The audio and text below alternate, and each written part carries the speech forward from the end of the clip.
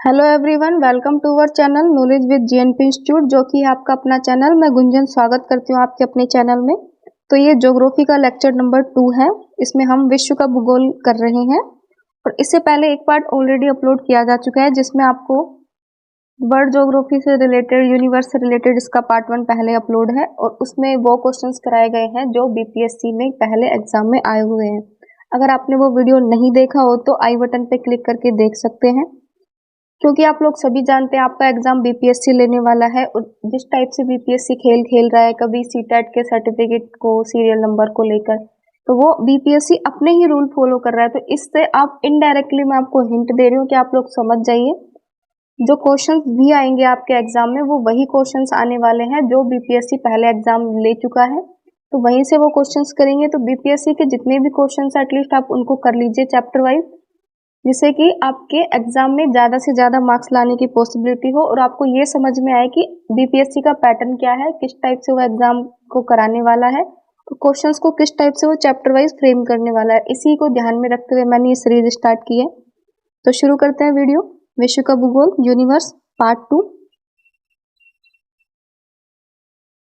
इसका पीडीएफ आपको मेरे टेलीग्राम चैनल पर मिल जाएगा। अगर टेलीग्राम से नहीं जुड़े हैं तो लिंक डिस्क्रिप्शन में है, टेलीग्राम से जुड़ जाइए।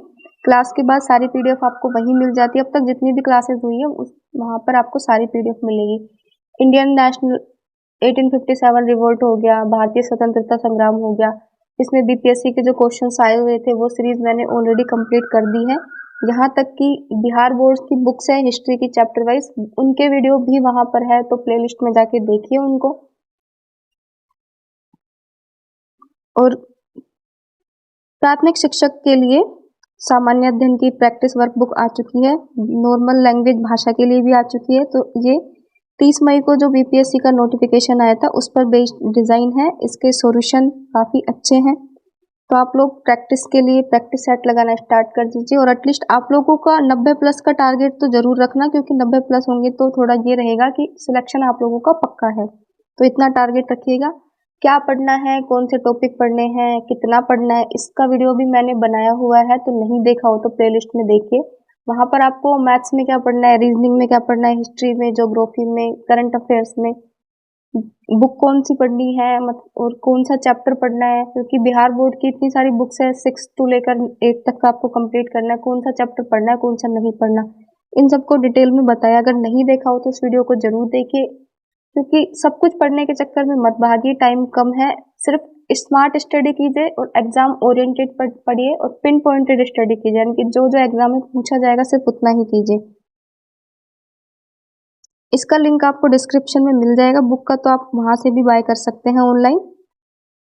और जो स्टूडेंट किसी भी एग्जाम की तैयारी करते हो तो वो जुड़ सकता है टेक्स्ट बुक पास से। वहां पर आपको 70,000 प्लस मॉक टेस्ट 700 एग्जाम को कवर करेगा और पीवाईपी टेस्ट मिलेंगे और री अटेम्प्ट कर सकते हो आप उसको अनलिमिटेड टाइम। और प्रो प्रैक्टिस क्वेश्चंस मिलेंगे जो मोस्ट एक्सपेक्टेड क्वेश्चंस कहा जाता है, जिनको एग्जाम में आने की सबसे ज्यादा पॉसिबिलिटी होती है। टेक्स्ट बुक पास और पास प्रो, तो पास और पास प्रो में कंफ्यूज मत होइएगा। पास में सिर्फ आपको मॉक टेस्ट मिलेंगे प्रैक्टिस के लिए, लेकिन पास प्रो में आपको एक्स्ट्रा बेनिफिट मिलते हैं। तो आपको पीवाईपीज भी मिलेंगे, उनको कितनी बार भी आप अटेम्प्ट कर सकते हो, क्योंकि जितने ज्यादा प्रीवियस ईयर के क्वेश्चंस लगाओगे ना उतना ही ज्यादा आपकी एक्यूरेसी अच्छी होगी। आप लोग जानते हैं कि इस बार नेगेटिव मार्किंग है, तो बिहार शिक्षक के लिए भी आप लोगों को यहाँ पर पीवाईपीज मिलेंगे और मॉक टेस्ट मिलेंगे, तो आप लोग जरूर जुड़िए। और डिस्काउंट के लिए आप इस कोड को यूज कर सकते हैं JJPO2I। Question number 1 question number 16, इससे पहले 15 क्वेश्चन पार्ट 1 में हो चुके हैं, तो सीरीज वाइज करेंगे हम।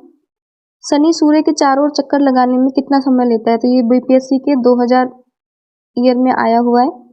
तो शनि सूर्य के चक्कर लगाने में ही 29.5 ईयर्स लेता है। शनि सूर्य के चारों ओर चक्कर लगाने में 29.4 प्रति वर्ष के बराबर समय लेता है। यूरेनस के चारों ओर एक परिक्रमा में लेते हैं, यानी कि यूरेनस सूर्य के चारों ओर जब परिक्रमा करता है तो कितना टाइम लेता है, तो ये भी 2000 ईस्वी में आया हुआ है, तो 84 वर्ष लेता है। अरुण ग्रह सूर्य के चारों ओर परिक्रमा करने में 83.7 प्रति के वर्षों का समय लेता है, जबकि अपने अक्ष पर 17.2 घंटे में चक्कर को पूरा करता है। और इसके उपग्रह की संख्या है 27। इसका राइट आंसर हो गया option number A. Question number 18, geodesy वह विज्ञान है जो संबंधित है, तो ये 2022 में लेटेस्ट क्वेश्चन आया हुआ है। तो जो 22 मतलब कि 20 से लेकर अब तक की सीरीज है उनको तो आप लोग अच्छे से कीजिएगा, क्योंकि चांसेस होंगे कि लेटेस्ट पैटर्न के क्वेश्चंस को वो उठाए। इसका राइट आंसर होगा पृथ्वी के आयाम की माप से, यानी कि जियोडेसी वह विज्ञान है जो पृथ्वी के आयाम की माप को बताता है। जियोडेसी पृथ्वी के 3 मूलभूत गुणों के सटीक रूप से मानने और समझने का विज्ञान है। ये गुण है पृथ्वी का ज्यामिति आकार, अंतरिक्ष में पृथ्वी का अभिविन्यास और पृथ्वी का गुरुत्वाकर्षण क्षेत्र। इसके साथ ही यह समय के साथ उपयुक्त गुणों में परिवर्तन का भी अध्ययन करता है। इस प्रकार जियोडेसी वह विज्ञान है जो पृथ्वी के आयाम की माप से संबंधित है। किसी स्थान का मानक समय निर्धारित करने का आधार क्या होता है, तो ये 1999 में आया हुआ है। तो हम मानक समय नापते हैं तो प्रधान मध्य रेखा से नापते हैं, यानी कि जो सेंट्रल मिडलाइन होती है उससे मानक समय का नाप किया जाता है। प्रधान देशांतर को अंतर्राष्ट्रीय देशांतर रेखा ग्रीनविच देशांतर के नाम से जाना जाता है। यह रेखा इंग्लैंड के ग्रीनविच स्थल रॉयल ग्रीनविच ऑब्जर्वेटरी से होकर गुजरती है। शून्य अंश देशांतर पर स्थित इसी रेखा द्वारा अंतर्राष्ट्रीय मानक समय स्टैंडर्ड लाइन का निर्धारण किया जाता है, यानी कि जो ये रेखा है इसी से ही हम अंतर्राष्ट्रीय मानक समय का निर्धारण करते हैं। 180 देशांतर रेखा को अंतर्राष्ट्रीय तिथि रेखा के नाम से जाना जाता है। तो 180 देशांतर रेखा को इंटरनेशनल डेट लाइन बोला जाता है। इसको ये भी क्वेश्चन आपसे डायरेक्ट पूछा जाता है, इंटरनेशनल डेट लाइन क्या है, तो वहाँ पे आपको 90 डिग्री एंगल दे देगा एग्जामिनर, 180 डिग्री एंगल दे देगा, 60 डिग्री दे देगा, तो आप 180 डिग्री पे टिक करेंगे। क्वेश्चन नंबर 20, अंतर्राष्ट्रीय दिनांक रेखा इंटरनेशनल डेट लाइन खींची जाती है, ये 2000 में आया हुआ है, प्रशांत महासागर से होकर। अंतर्राष्ट्रीय रेखा पृथ्वी पर ऐसी प्रतिबिंब रेखा है जो 2 क्रमागत कैलेंडर दिनों को अलग करती है। यह ग्रीनविच इंग्लैंड अंतर्राष्ट्रीय रेखा पृथ्वी पर ऐसी प्रतिबिंब रेखा होती है जो कैलेंडर के दिनों को अलग करेगी। ग्रीनविच 180 डिग्री विपरीत दिशा में प्रशांत महासागर से होकर गुजरती है।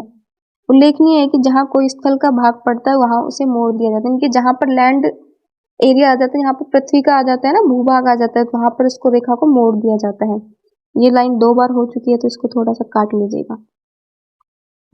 क्वेश्चन नंबर 21, कौन निम्नलिखित में कौन महाद्वीप क्षेत्रफल के अनुसार सबसे बड़ा है, तो सबसे बड़ा जो महाद्वीप है वो हो गया अफ्रीका।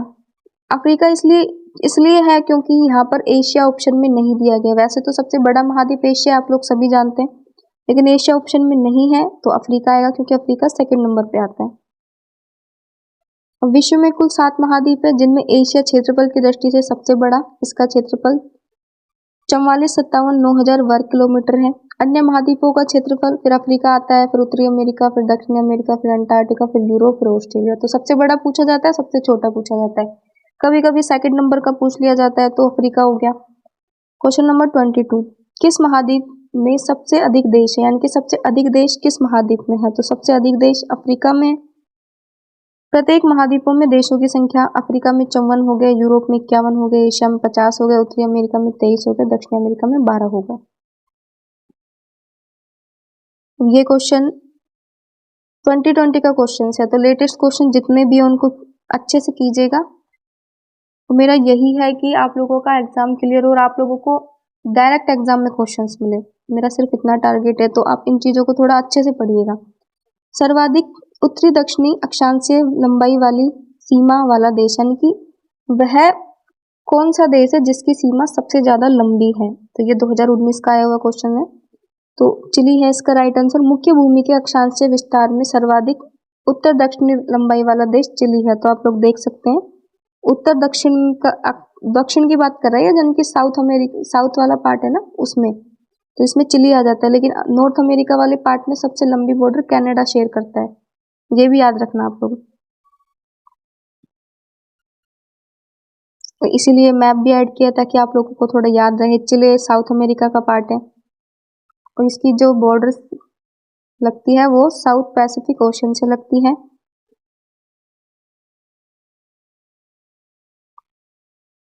क्वेश्चन नंबर 24, निम्नलिखित में किस देश में सर्वाधिक द्वीप है, यानी कि सबसे ज्यादा द्वीपों की संख्या किस में है, तो 2019 में आया हुआ क्वेश्चन है। तो सबसे ज्यादा द्वीप है इंडोनेशिया, और इंडोनेशिया में सबसे ज्यादा वोल्केनो भी इरप्ट होते हैं, तो इसका भी थोड़ा ध्यान रखना। और इंडोनेशिया इस बार पूछे जाने के चांसेस इसलिए भी है क्योंकि इंडोनेशिया ने इस बार अपनी कैपिटल चेंज की है। तो इंडोनेशिया की जो नई कैपिटल है वो है नूर संतारा, ये भी याद रखना। पहले तो जकार्ता थी, लेकिन अभी उन्होंने चेंज कर दिया, जो कि बोर्नियो आइलैंड पर स्थित है। पहले जकार्ता थी, अभी आएगी नूरसंतारा और यह बोर्नियो द्वीप पर स्थित है। इंडोनेशिया हाइड्रो ओशियनिक विभाग के अनुसार द्वीप समूह में 17,508 द्वीप हैं, जिसमें 6,000 द्वीपों का नाम बदल दिया, यानी कि अभी इनके नामों को चेंज किया है, इसलिए ये क्वेश्चन बनने के सबसे ज्यादा चांसेस हैं। निम्नलिखित में कौन सा द्वीप क्षेत्रफल में सबसे बड़ा है? तो सबसे बड़ा, ये 2018 में आया हुआ क्वेश्चन है, तो सबसे बड़ा है बोर्नियो आइलैंड। बोर्नियो का क्षेत्रफल सर्वाधिक बड़ा है, जिसमें मेडागास्कर, सुमात्रा तथा ग्रेट ब्रिटेन क्षेत्रफल है। तो क्वेश्चन नंबर 26, कौन सा भौगोलिक क्षेत्र की दृष्टि से सीमा रहित सबसे बड़ा देश है, यानी कि जिसकी सीमा किसी भी देश के साथ नहीं लगती? ये 2019 का आया हुआ क्वेश्चन है। तो वह देश जिसकी किसी के साथ सीमा नहीं लगती जापान है। तो आप लोग देख सकते हैं Japan, Honshu, Hokkaido, Honshu, Chicago, यानी कि 3 इसमें इसके द्वीप हैं। ऐसा देश जिसकी सीमा किसी देश की भूमि के साथ संलग्न नहीं, यानी कि किसी के साथ नहीं लगती, सीमा रहित देश कहते हैं। यह देश चारों ओर से समुद्र द्वारा घिरा हुआ है, जिसका क्षेत्रफल 37,89,15 वर्ग किलोमीटर है। फिलीपींस इसके बाद आता है, फिर न्यूजीलैंड आता है, फिर क्यूबा आता है। तो होंशु, होकाइडो और शिकागो। तो जो जापान की कैपिटल है वो होंशु आइलैंड पर बसी हुई है। जापान की कैपिटल टोक्यो। तो आप देख सकते हैं ये टोक्यो, यहाँ पर जो आइलैंड आ रहा है वो होंशु आइलैंड आ रहा है, और जो सबसे बड़ा है द्वीप है वो भी होंशु ही है। तो ये क्वेश्चन भी पूछ लिया जाता है कभी कभी कि जापान की कैपिटल किस द्वीप पर है, तो होंशु पर। भौगोलिक क्षेत्र की दृष्टि से जापान का सबसे बड़ा द्वीप कौन सा है? तो होंशु द्वीप, अभी मैंने आप लोगों को बताया था। जापान का मुख्य 4 द्वीप होकाइडो, होंशु, शिकोकू, क्यूशु का समूह, यानी कि जापान 4 द्वीपों का समूह है। उपयुक्त चारों में होंशु सबसे बड़ा है। जापान की राजधानी टोक्यो भी इसी पर स्थित है। ये क्वेश्चन आपका 2020 में लेटेस्ट पूछा हुआ है। तो लेटेस्ट क्वेश्चन को तो आप एक भी मत छोड़िएगा। मैं तो कहती हूँ जो बीपीएससी के प्री के जितने भी क्वेश्चन हैं उनको निकालो कहीं से और उनको करो। बुक तो पढ़ो ही पढ़ो, लेकिन थोड़ी सी स्मार्ट अगर आपको खेलना है एग्जामिनर के दिमाग से, तो आप जो बीपीएससी के क्वेश्चंस है सिंपल वन लाइनर, उन क्वेश्चंस को तो आप जरूर कीजिए। ग्रीनलैंड निम्नलिखित में किस देश का भाग है? तो ये 2020 का आया हुआ क्वेश्चन है। तो डेनमार्क का भाग है ग्रीनलैंड। ग्रीनलैंड क्षेत्रफल की दृष्टि से विश्व का सबसे बड़ा द्वीप है। ग्रीनलैंड डेनमार्क के अधीन है, यानी कि ग्रीनलैंड डेनमार्क के आधिपत्य में है। न्यूक ग्रीनलैंड का सबसे बड़ा राजधानी नगर है। न्यूक समुद्र तल से 1 से 3 मीटर ऊंचा है। क्वेश्चन नंबर 29, महाद्वीपीय बहाव सिद्धांत किसके द्वारा विकसित किया गया था? तो महाद्वीपीय बहाव सिद्धांत को विकसित कौन करता है? ये 2022 में आए हुए क्वेश्चन है। तो 19 से लेके 22 तक के जितने भी क्वेश्चन है वो मैंने कवर की है, तो आप वीडियो को जरूर देखिए और पीडीएफ को डाउनलोड कीजिए। महाद्वीपीय बहाव का सिद्धांत, यानी कि कॉन्टिनेंटल ड्रिफ्ट थ्योरी होता है ना, कि महाद्वीप आपस में जो टकराती है, उसके बाद ये सिद्धांत किसने दिया था? तो ये सिद्धांत देने वाले थे अल्फ्रेड वेनेगर। तो इसका राइट आंसर हो गया ऑप्शन नंबर ए। वेनेगर के अनुसार लगभग 20 करोड़ वर्ष पहले पैंजिया का विभाजन आरंभ हुआ, यानी कि जो टेक्टोनिक प्लेटें थी पैंजिया वो आपस में टकराती हैं। पैंजिया पहले 2 महाद्वीपीय पिंड लोरेंशिया और गोंडवाना, यानी कि जो हमारा पृथ्वी बनी है वो बनी किससे? लोरेंशिया और गोंडवाना लैंड से बनी है। उत्तरी व दक्षिणी भूखंडों के रूप में विभक्त हुआ। तो जब लोरेंशिया और गोंडवाना लैंड आपस में टकराती हैं तो फिर उत्तर और दक्षिण पार्ट में बढ़ जाती है हमारी पृथ्वी। एक तो नॉर्थ हेमिस्फीयर, एक साउदर्न हेमिस्फीयर। इसके बाद लोरेंशिया गोंडवाना धीरे धीरे अनेक छोटे हिस्सों में बट गए, जो आज के महाद्वीप के रूप में है। आग्नेय चट्टानों के लिए कौन सा कथन सही है? तो ये 1995 में आया हुआ क्वेश्चन है। तो वे क्रिस्टलीय और अक्रिस्टलीय दोनों ही होते हैं। आग्नेय चट्टानें क्रिस्टलीय भी होती है, अक्रिस्टलीय भी होती है। आग्नेय चट्टानें पिघले मैग्मा के ठंडा और ठोस होने से बनती है। ये रवेदार होती हैं, परतें इसमें नहीं पाई जाती। जीवाश्म भी इसमें नहीं पाए जाते, क्योंकि ये चट्टानें हैं तो जीवाश्म, चट्टानों में जीवाश्म तो होते ही नहीं है। आग्नेय चट्टानों का संबंध ज्वालामुखी क्रिया से होता है, पानी का प्रवेश कम होता है। तो ये था आपका वीडियो। अगर वीडियो आपको अच्छा लगा हो तो प्लीज वीडियो को लाइक कीजिए, जिससे कि मुझे मोटिवेशन मिले। मैं आप लोगों के लिए इतनी मेहनत करती हूँ, एटलीस्ट लाइक तो आप लोग कर ही सकते हैं। और अब चैनल को सब्सक्राइब कीजिए, वीडियो को शेयर कीजिए, जिससे कि जरूरतमंद के पास पहुंचे। जय हिंद, जय भारत।